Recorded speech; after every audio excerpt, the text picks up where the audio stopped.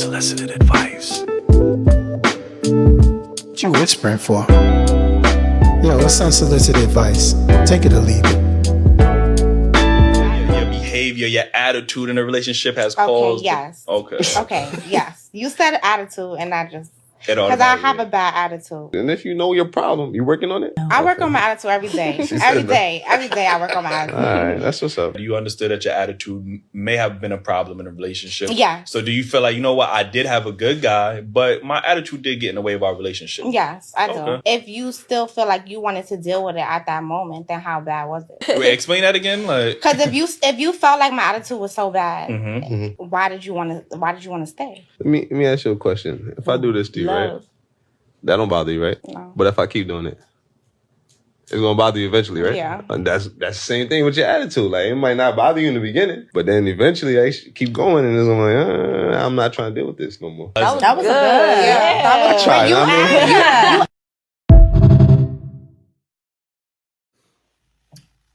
You know, I started realizing something the other day that 2020, I think it was like March 12th or something like that of 2020, things started shutting down, right? And of course, because of the pandemic, and we started slowly going into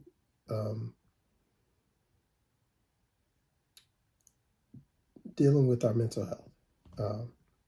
And it went from dealing with our mental health to us having mental health days.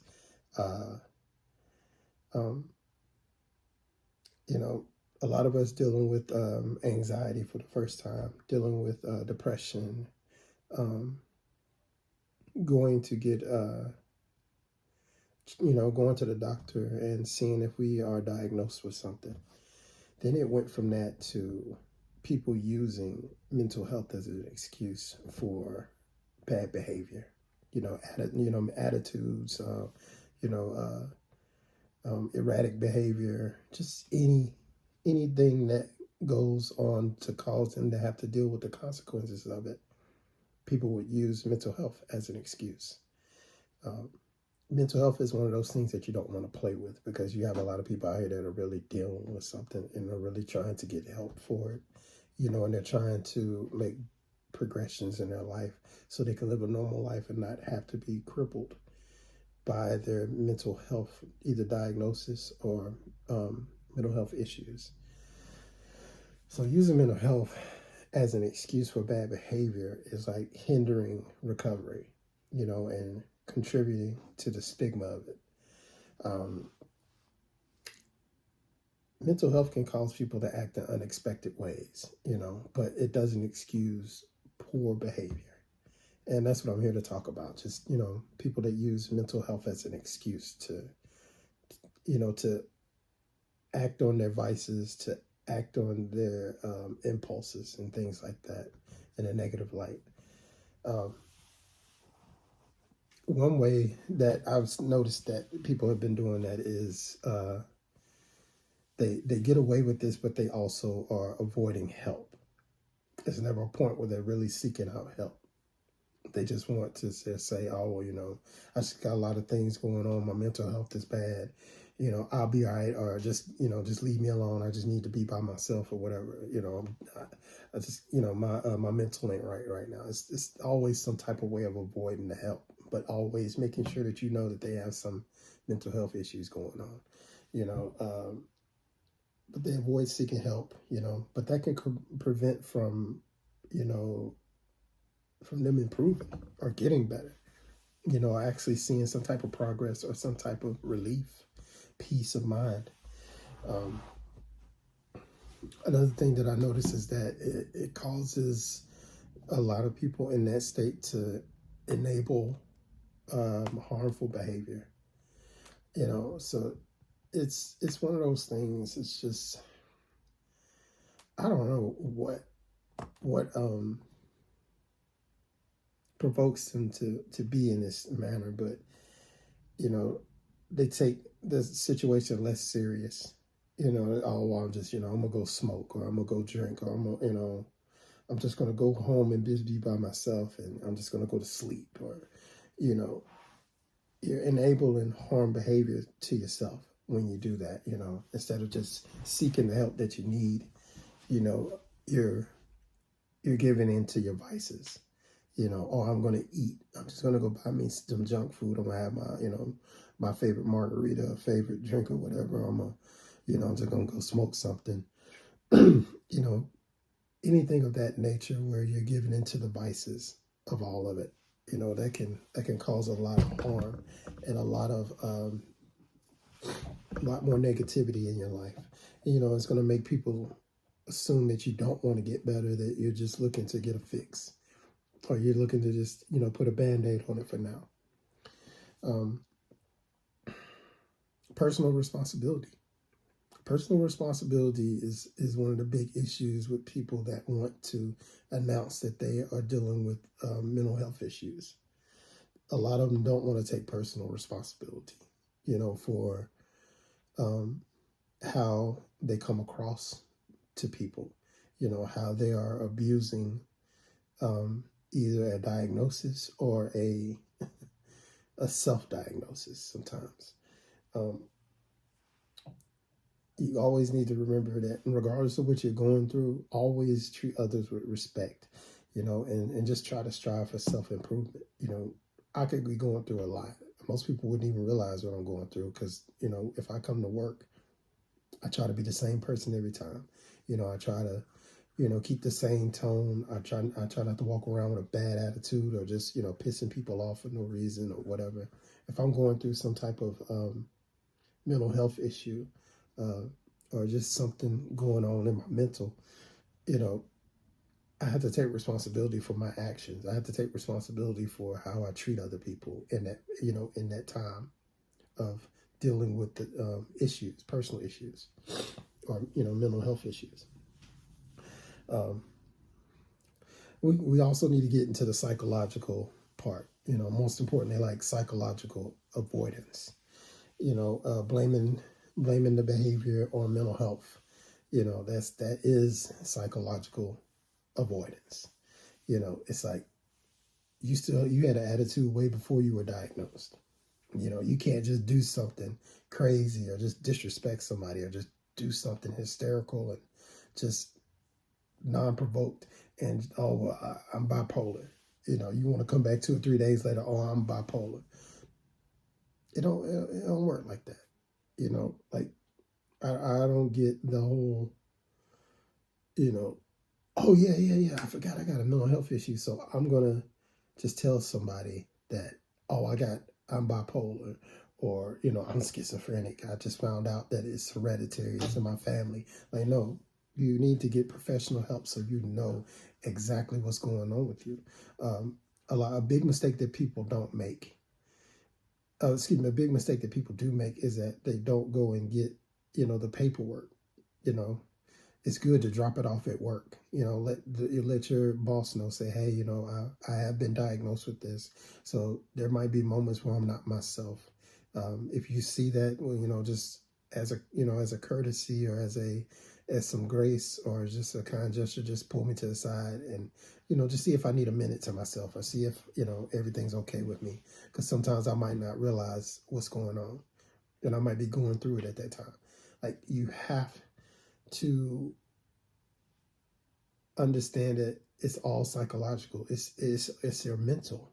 You can't just ignore it and deny what's going on with you. You know, so lastly, we're going to talk about the consequences of your actions. You know, just because you have a mental health issue or a self-imposed one, like a lot of people do, where they just want to give themselves a self-diagnosis and whatnot, it does not excuse you from consequences of your actions. You need to remember that, because there are people out here that can't control it. There are people out here that are really dealing with serious, crippling mental health and behavioral health issues.